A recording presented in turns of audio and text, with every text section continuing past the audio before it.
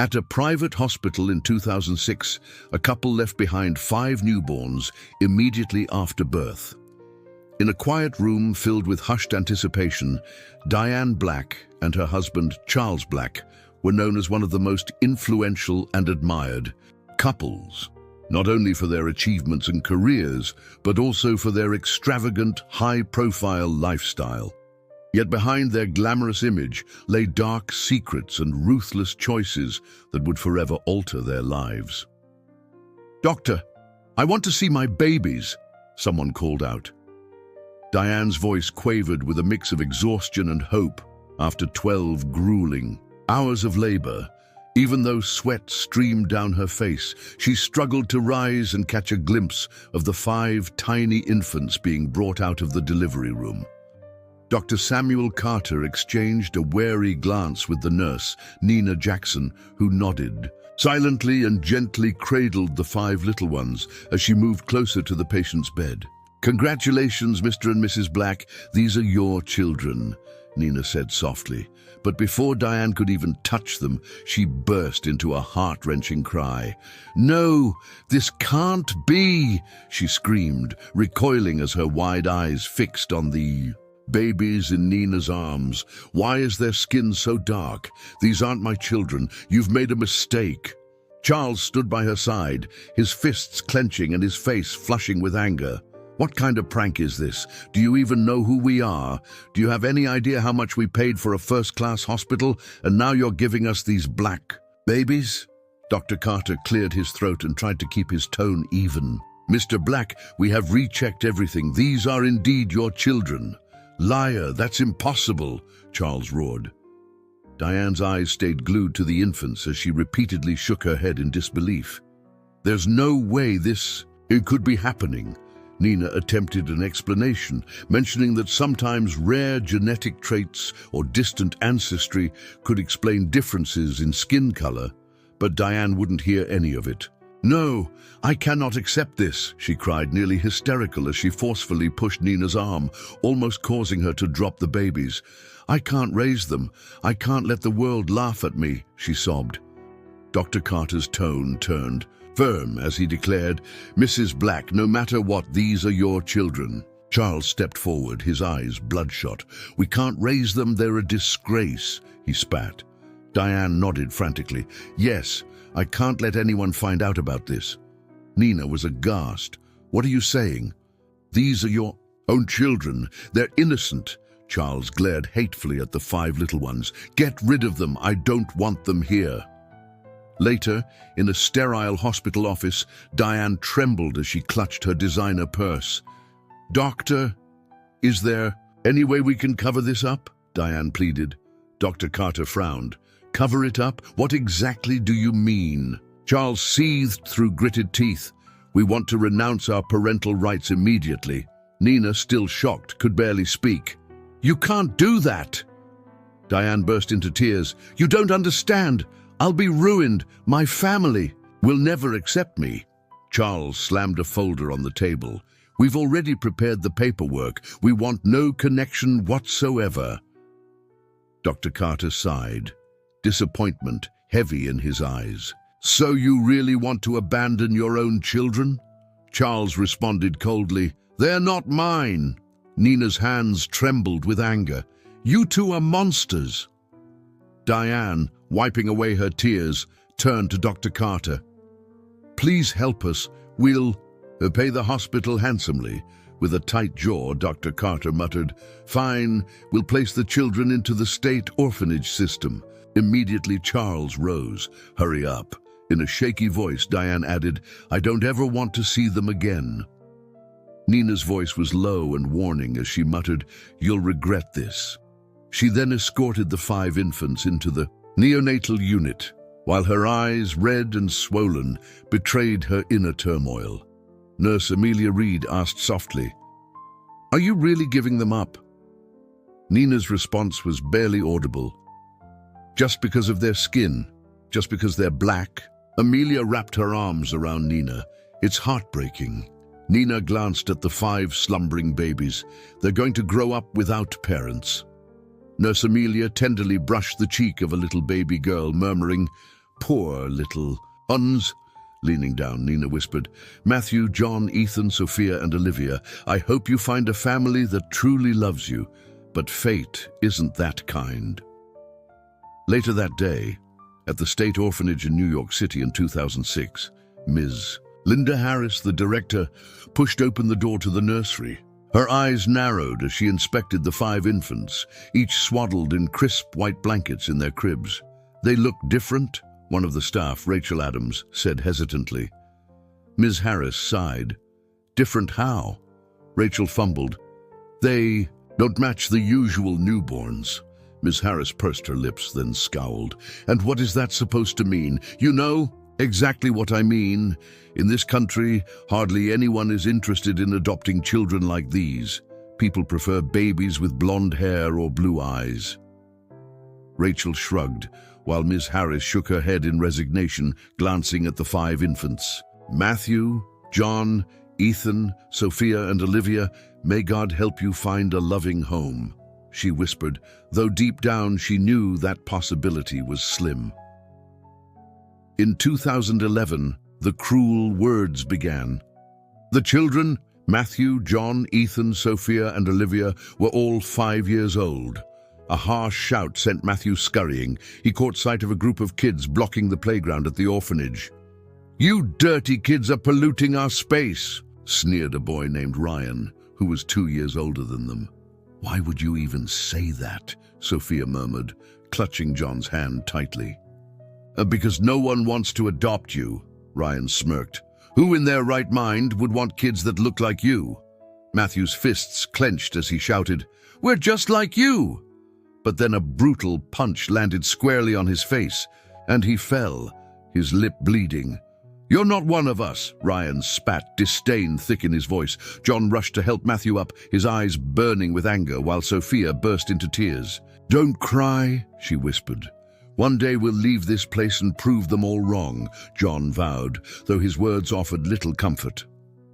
By 2015, when the children were 9 years old, a blonde woman named Linda Evans, along with her husband Robert Evans, had been raising them, but only for a while. We're sorry, but we just can't keep them, Linda said, shaking her head. Ms. Linda Harris frowned. Why haven't you kept them for more than 6 months? Linda's face turned red with embarrassment. We never imagined that taking care of 5 kids at once would be so hard, Robert added quickly, while Linda admitted, we just didn't feel any connection. Though the children said nothing aloud, inside they understood the bitter truth. They're sending us back because we don't look like them, Sophia whispered. One day, we'll make them pay, Matthew growled. And indeed, the cycle repeated. One adoptive family after another tried to take them in. In 2016, the Perry family welcomed them. In 2017, they were returned. In 2018, another couple gave it a try. And in 2019, they were sent back again, always with the same reason. They simply did not fit into the family. Even at the orphanage, discrimination reigned. By 2020, when the children were 14, the cafeteria's teacher, Mr. Leonard Fox, casually remarked as the siblings queued for food, "Why do you always stick together?" "Because we're siblings," Matthew answered confidently. Mr. Fox scoffed, "Really? That's odd because you don't look like siblings at all." John's fists tightened. "What does that mean? Just because our skin isn't white?" Mr. Fox shrugged, adding, "I'm just stating facts. Don't expect any special treatment." And it was true. Even though Matthew excelled in class, Mr. Fox deliberately gave him low marks. John, despite joining a sports program, was rejected. And Sophia, who longed to be part of the literature club, was continuously overlooked. The other kids received preferential treatment, while the 5 siblings were constantly treated unfairly. "We'll never be accepted," Sophia sighed, but Matthew whispered, "We must remain strong." Soon enough, in 2020, at 18 years old, the 5 siblings decided it was time to leave the orphanage. Standing outside the gate and staring down a long, uncertain road, Sophia asked anxiously, "Where are we going to go?" Matthew gripped his small suitcase tighter. "Anywhere, as long as it's not here," he said. Ms. Linda Harris, who had always treated them with a bit of kindness, urged, "Be careful out there." John looked back at her. "You treated us better than anyone else, Ms. Harris," he murmured, though her sympathy couldn't change their fate. With a deep breath, the siblings walked away, unaware that the outside world would be even harsher. On a shabby street corner in the Bronx in 2020, the 5 children, Matthew, John, Ethan, Sophia, and Olivia, wondered aloud, "What are we going to do now?" Sophia clutched her worn-out backpack tightly, worry in her eyes, while Matthew gripped his bag strap determinedly. "We need to find work," he declared. "We have no experience, no certificates, and no one to back us up." "Who's going to hire us?" John mumbled in agreement. They stepped into a harsh reality far different from the relative shelter of the orphanage. Their first jobs came at a construction site on the outskirts of New York City. "Who are you?" barked the foreman, Mr. Darren Collins, as he sized up Matthew. "I'm Matthew. I'm here for work," Matthew said confidently. Mr. Collins laughed dismissively. "You think I'm hiring a kid like you? Got any experience?" "I don't have any, but I learn fast," replied Matthew firmly. "Fine, but your pay will be lower than everyone else's," Mr. Collins sneered. Matthew froze. "Why?" Mr. Collins shrugged. "Take it or leave it. If you don't like it, get lost." Clenching his fists, Matthew muttered, "I'll take it." Though he got the job, every day he was treated as if he were beneath everyone else. "Hurry up, you black brat! Don't screw things up, you useless punk!" Even though Matthew worked tirelessly, he was still paid less than his co-workers. Meanwhile, John found a job at a warehouse where the boss, Mr. George Allen, asked, "We need someone to carry loads. Can you handle it?" "Yes, sir," John replied. Mr. Allen eyed him critically. "You'll be paid a little less than the others." "Why?" John asked. Mr. Allen shrugged. "That's my rule. If you don't like it, leave." John gritted his teeth but accepted the unfair wages. At a small coffee shop, Sophia applied for a job. The owner, Ms. Veronica Mills, inquired, "Do you have any experience?" "I can learn," Sophia answered. Ms. Mills sighed. "Fine, but you'll only work the night shift and your pay will be lower than everyone else's." Sophia bit her lip, questioning, "Why?" Ms. Mills simply replied, "That's just the way it is." Every day, Sophia endured harsh stares and snide remarks from customers. One even declared, "A black waitress. This place is going downhill. I don't want her serving me." Though Sophia tried to bear it, her heart ached from the constant injustice. At the construction site, while Matthew was busy carrying materials, he heard shouting, "Who do you think you are? Talking back." Mr. Collins was berating another worker, Ryan Perry. "I'm just saying I deserve fair pay," Ryan insisted firmly. In a flash, Mr. Collins punched Ryan right in the face. "This is a lesson for those who forget their place," he declared. Matthew clenched his fists, but dared not speak out, knowing resistance would only lead to more pain, just like Ryan had suffered. Meanwhile, at the warehouse, a co-worker named Henry Nash blocked John's path. "Listen, kid, I don't like you," Henry sneered. "Why?" John asked, puzzled. "Because you stole my job," Henry snapped. "I just want to work," John calmly replied. Henry scoffed, "You don't belong here." From that day, John became ostracized by his peers. At the coffee shop, a customer deliberately spilled a cup of coffee on the floor and then shrieked that it had been dumped on her. Sophia panicked. I didn't do it." Ms. Mills frowned. "Sophia, you're going to lose your pay for this month." Even though she was innocent, Sophia was the one who bore the brunt of the punishment. That night, under the dim glow of streetlights in a quiet park, the 5 siblings sat on a worn stone bench. The rustling leaves and distant hum of insects underscored their despair. "Why do we have to suffer like this?" Sophia sobbed. Matthew's fists tightened as he replied, "Because society won't accept us." John shook his head in anguish. "What are we supposed to do?" Matthew looked up at the night sky and murmured, "We must be strong, but maybe it's time to learn about our past." Sophia, still in tears, asked, "You mean our real parents?" John sighed. "They abandoned us. What will we even find?" Matthew offered a bitter smile. "It's not about reuniting. It's about confronting them." The five exchanged determined glances, realizing this was only the beginning of their search for the truth about their origins. Determined to uncover their history, the siblings visited a social records archive in New York City in 2020. "Let's find our original files," Matthew insisted. "Are you crazy?" John replied, wide-eyed. Matthew nodded. "We have the right to know who threw us away." Sophia hesitated. "I'm not sure this is a good idea."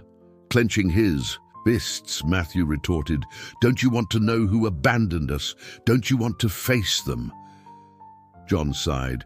"How will we even find those records?" Sophia suggested softly, "Maybe the social record system has the information." Matthew agreed. "That's exactly where we'll go." Entering an old building, the siblings approached a reception desk where an elderly woman named Maggie Thompson peered at them through thick glasses. "What do you need?" she asked. Taking a deep breath, Matthew said, "We want to find our original records." Maggie frowned as she typed their names. Matthew Black, John Black, Ethan Black, Sophia Black and Olivia Black into the computer. Her eyes widened in shock as she scanned the screen. "This can't be—" John leaned forward. "What's going on?" Maggie sighed. "Wait here." She disappeared into a back room, emerging moments later draped in expensive clothes with makeup and a cascade of gold rings on her fingers. Her critical gaze swept over the five siblings before she returned, holding an old file. "This is your original information," she announced. Matthew eagerly opened the file and froze upon reading the names of their biological parents, Charles Black and Diane Black. John stood in stunned silence. "They're the ones who abandoned us," whispered Sophia in disbelief. Maggie sighed. "Charles Black is a powerful politician, and Diane Black is known for her charitable work." Matthew laughed bitterly. "A politician and a philanthropist. What a joke." John shook his head. "They discarded us and then pretended to be respectable in public." Clenching her fists, Sophia declared, "We have to confront them." Leaving the building with anger burning in their hearts, the five siblings vowed to take action. "What are we going to do now?" John asked. Matthew, fists still clenched, said, "We're going to find them." Sophia's voice turned cold as she added, "We have to face the truth." They knew a showdown was coming. At a grand charity event later that day, in 2020, at a gala for a global children's foundation, Diane Black stood on a luxurious stage before hundreds of guests. Dressed elegantly and smiling confidently, she addressed the crowd. "Tonight, we come together to help underprivileged children. There is nothing more precious than providing a loving home." Applause erupted. Meanwhile, at the edge of the room, the five siblings maneuvered through the crowd. "She's a great actress," John muttered bitterly. "We're going to show her what a loving home really means," Matthew said icily. Sophia glanced over at Charles Black, who was chatting with a group of businessmen. "There's our father. Look at him, so powerful, yet full of lies," she whispered. Taking a deep breath, Matthew strode toward the stage and snatched the microphone from Diane's hand. "I'm sorry to interrupt, but I have a much better story to share," he declared. The hall fell silent in shock. Diane's face went pale as she stammered, "Who are you? Security!" Matthew smirked. "I'm your son." Whispers rippled through the room As John and Sophia stepped up beside him, with a steely smile, Matthew continued, "We are the children you abandoned 20 years ago." The room exploded in gasps and murmurs. Diane's expression turned to horror. "No, this can't be!" Charles rushed forward. "What the hell are you saying? Get out now!" Matthew gritted his teeth and slowly enunciated, "I'm talking about the night you both signed the papers to give us up without a second thought, simply because we didn't share your skin color." The audience was stunned into silence as an investigative journalist, Brian Cole, approached. "Do you have any proof?" he demanded. John produced the file. "These are our original records. They list Charles Black and Diane Black as our biological parents. They abandoned us." Brian immediately began snapping photos as Diane screamed, "Stop! You don't understand anything!" Matthew sneered, "Exactly.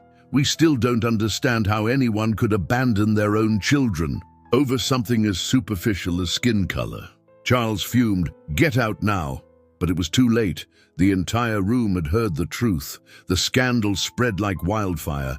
Charles Black, the politician who had discarded his 5 children because of their skin color, and Diane Black, the philanthropist revealed as a cold-hearted mother, were blasted on social media. "They're disgusting hypocrites. No one can ever forgive them," the comments read. As the news went viral, Matthew, John, Ethan, Sophia, and Olivia felt both vindication and sorrow. "Finally, the truth is out," Sophia whispered.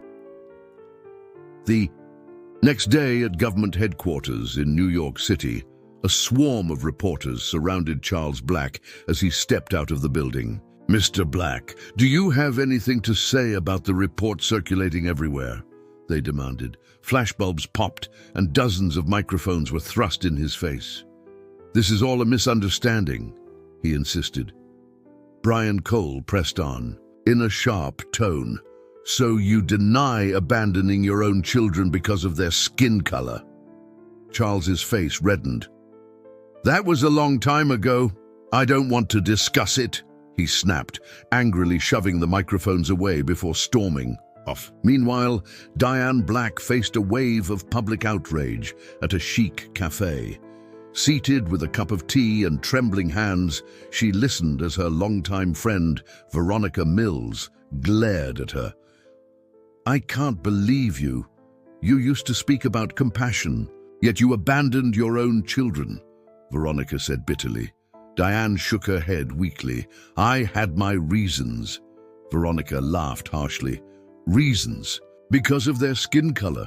You're a hypocrite. I can't be friends with someone who would sacrifice their own family for reputation." Diane sat in shock as Veronica left, a crushing loneliness enveloping her. Meanwhile, Charles's political career crumbled. In his office, a phone rang urgently. "Charles, you need to resign immediately," ordered Oliver Brooks, the leader of his party, through gritted teeth.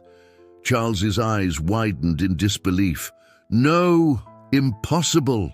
I've dedicated my whole life to this party." Oliver's tone was icy. "We can no longer protect you. Public outrage is rampant and sponsors are pulling out. If you don't resign, you'll be forced out." Charles slammed his coffee cup down. "I cannot lose," he snarled, but the call ended abruptly. At the headquarters of a major charity foundation, an important meeting was underway. "Mrs. Black, we're sorry, but the board has decided to terminate your role," announced Anna Bennett, the director, in a firm voice. Diane panicked. "You can't do this to me." But Anna's tone was unyielding. "We cannot allow someone who abandoned her own children to remain the face of our organization." Diane crumpled in her chair, her face ashen, as Anna concluded, "Please leave the office." Shunned by society, with relentless media scrutiny from television to newspapers and social networks, the once powerful couple became the most despised figures in New York City.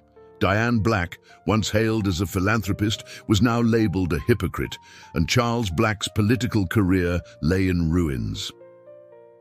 In the quiet of the White Estate, Charles sat around an empty dining table. No one attended his parties anymore. Those who once praised him now avoided him as if he were a curse. Across from him, Diane's eyes were hollow as she murmured, "We've lost everything." Charles roared, "It's all because of those damned children." Diane offered no reply, simply staring at her trembling hands in silence. The collapse. Complete. A week later at a bank meeting, a representative announced, "We're sorry, but given your current situation, we cannot approve your loan." Diane panicked. "We're running out of money. We need funds to survive." Mr. Leonard Pierce, the bank manager, shrugged. "Unfortunately, your reputation is in ruins. No one will invest in either of you now." Charles slammed his hand on the desk. "You'll regret this," Mr. Pierce replied coolly. "I think you're the one who will have regrets, losing your home, your fortune, and the White Estate." On their final day, Charles and Diane stood at the bank's entrance, watching officials seal the doors with foreclosure notices. Diane burst into tears. Where will we go now?" Charles looked around desperately. No luxury cars, no money, no one to lean on. They had nothing left. Dragging an old, battered suitcase behind her, Diane walked as Charles kept his head low while boarding a train out of New York City. Nearby, a couple whispered, "Look, that's Charles and Diane. Black. They used to be elite, and now they're just failures." Diane bit her lip hard, and Charles's fists trembled with rage. Everything was lost. Eventually, they found refuge in a dilapidated motel on the outskirts of New York City. Charles sat on a creaky bed, his eyes staring blankly at the stained ceiling, while Diane sat beside him, her hands tightly clasped and her face gaunt. "How did we end up like this?" Diane whispered, her voice choked with despair. Charles gritted his teeth. "It's all their fault. If they hadn't shown up, we wouldn't have lost everything." Diane trembled. "But what did we do? Wrong? We only wanted to protect our family's honor. Do we really deserve this punishment?" "Shut up, Diane," Charles shouted. "Don't you get it? No one cares about our feelings. As long as there's a scandal, they'll turn on us in an instant." Overwhelmed by grief, Diane broke down in tears. They had once had everything, and now they had nothing. Days later, at a small corner store in a low-income neighborhood, Diane placed a crumpled bill on the counter. "I'd like to buy some bread and milk," she said softly. The shop owner, Mr. Victor Reed, recognized her immediately. "Aren't you Diane Black?" he asked. Diane flinched. Mr. Reed chuckled coldly. "How ridiculous! The woman who once hosted million-dollar charity events is now buying a loaf of bread." Lowering her head, Diane whispered, "I just want to buy food, please." Mr. Reed sneered, "Your money still has value, but your honor means nothing now." Clutching her groceries, Diane left with red eyes. Meanwhile, Charles sought work, but was repeatedly turned down. At a construction site, he approached a burly man named Stephen Carter. "I need a job," Charles said. Stephen crossed his arms. "You were once a politician. You think I'd hire you? I can do any work here." Charles growled, "I just need a chance." Stephen laughed. "You used to look down on laborers like us, and now you want to work with us? No, you don't deserve it." Charles turned away, his heart boiling with rage. Later at the Black family mansion, Charles and Diane stood before the grand house of his biological parents, Mr. Henry and Mrs. Evelyn Black. When they knocked, Mrs. Evelyn opened the door and scrutinized them. "We need help," Diane said in a trembling voice. Mr. Henry slowly shook his head. "No, children, we are your family. You have nothing left," Charles shouted in desperation. Mrs. Evelyn sighed. "You brought this on yourselves. Just give us a little money to start over," Diane pleaded. "Please, we're your children." But Mr. Henry's tone was icy. "No, you've disgraced this family. It's best if you never come back." The door slammed shut, and Diane collapsed on the doorstep, sobbing uncontrollably. Charles stood frozen, his hands shaking. "It's really over," he murmured. Soon after, the media lost interest.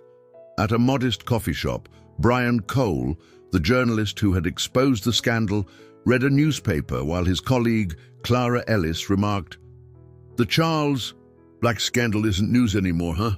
Brian shrugged. "That's just how society works. We expose fraud, people get outraged, and then they forget." Clara laughed. "So who is Charles Black now?" Brian flipped the page. "No one." In an old park, Charles sat on a bench, watching passers-by, while Diane sat beside him, frail and hollow. "Do you think we'll ever get another chance?" Diane whispered. Charles said nothing, staring at his calloused hands. There was no power, no money, and no one left. The price they paid was far too high. A week later, on a new morning in New York City, the 5 siblings gathered in a small cafe. Sophia quietly flipped through a newspaper. "Charles Black and Diane Black have officially vanished from New York City," she announced. John crossed his arms. "After everything they did, it's only fair they feel what it's like to be abandoned." Matthew gazed out the window while Ethan added, "But what about us? Where do we go from here?" Sophia smiled faintly. "We don't have to run anymore. We can finally build our own lives." Just then, a composed middle-aged man with salt and pepper hair and sharp eyes walked in. "Matthew, John, Ethan, Sophia, Olivia?" he inquired. The siblings turned toward him. "I'm Marcus Green. I'd like to talk with you at my office," he said. Later, sitting across from Marcus in a spacious room with walls lined with awards and diplomas, Marcus smiled warmly. "First off, let me say, you all are incredibly strong." Matthew eyed him suspiciously. "Who are you? And why do you want to meet us?" Marcus leaned back in his chair. "I'm a businessman, but more importantly, I believe in justice. When I heard your story, I knew I had to help. You all have potential, but have lacked opportunities. I'd like to sponsor your college education because with your determination, you can achieve great things," John asked. "Do you really want to help us?" Marcus nodded. "Absolutely. No one can change the past, but you have the power to shape your future." Sophia glanced at her brothers, and with a slight nod, they agreed not to waste this opportunity. At Central University, Matthew walked out of a lecture hall clutching a law textbook. Another student, Andrew Nash, approached him. "Hey Matthew, you got the highest score in class again," Andrew said. Matthew chuckled. "I have nothing left to lose. The only way is forward." Andrew patted him on the shoulder. "You're going to be a great lawyer." Meanwhile, at a construction site, John, now wearing a safety vest and helmet, stood beside lead engineer David Harper. David nodded approvingly. "John, your design is solid. I think we can move forward with it." John grinned. "I just want to build safer homes so that no one has to live in poverty like we did." David clapped him on the back. "You're going to make that happen." In a busy newspaper office, Sophia sat in front of her computer, typing away. The editor-in-chief, Grace Moore, placed a printed article on her desk. "Sophia, you did an amazing job. Your piece on discrimination is getting a lot of attention," Grace said, smiling warmly. Sophia replied, "I wrote it for those who've suffered injustice, people like us." Grace nodded. "You're going to go far." One afternoon, Sophia received an anonymous letter that read, "If you want to know the truth about your biological parents, come to Central Park at 6 o'clock in the evening." Frowning, she immediately called Matthew and John. Matthew's brow furrowed. "It could be a scam," John agreed. "But maybe it's something we need to check out." In Central Park, facing the past, the 5 siblings sat on a long bench. Soon, a middle-aged man approached them. "Matthew, John, Ethan, Sophia, Olivia," he said. They stared at him. "I'm Michael Thompson. I used to be Charles Black's secretary. Matthew's tone turned cold. What do you want? Michael sighed. I want you to know something. Charles Black never regretted what he did, but Diane, she tried to find you. Sophia? Her eyes widened. Michael nodded. She searched for you many times, but Charles always shut her down because she was too weak. John clenched his fists. So where are they now? Michael looked at them slowly. They're somewhere out there. No one remembers them anymore. Later, at a small cafe on the outskirts of New York City, the 5 siblings sat across from Michael Thompson. Sophia asked, You said Diane tried to find us. Michael nodded. She went to welfare centers and asked about you. But when Charles found out, he shut everything down. Matthew's voice hardened. So where are they now? Michael sighed. After they were cast out, they left New York City. Last I heard, they're living in a slum where no one cares about them. John looked at his siblings, then back at Michael. Why tell us this now? Michael stared down at his coffee cup. Because I turned a blind eye before, and now I want to make amends. The address led them to a rundown house in a South Bronx slum. The windows were shattered, and trash lay scattered everywhere. Sophia whispered, This is where they live. Matthew took a deep breath. Let's go in. Inside, in a dim room, Diane sat huddled on an old bed, her hair grayed and her face drawn and hollow. In the corner, Charles sat silently, his eyes empty. When the 5 siblings entered, Diane burst into tears. Is it really you? She sobbed. Matthew stood tall. Do you think you still have the right to call us your children? Diane choked. I'm sorry. Sophia gave a cold smile. Sorry after 20 years. Charles scoffed. What are you doing here? John's fists tightened as he growled, We came to put an end to the past. Diane sobbed, Please forgive me, your mother. But the siblings never looked back. 5 years later, in a prestigious law firm in New York City, Matthew, now a confident lawyer in an elegant suit, entered a courtroom. A client, Mr. Charles Rivers, shook his hand firmly. Thank you, Matthew. Without you, I would have lost everything. Matthew smiled. No one deserves injustice. That's why I chose this path. His heart swelled with pride as he looked at the grand building. At a nearly finished construction project, John, wearing a safety helmet, beamed as he admired the building he had designed. David Harper patted him on the shoulder. Excellent job, John. You truly want to help those without a home. John replied, No one should ever be abandoned the way we were.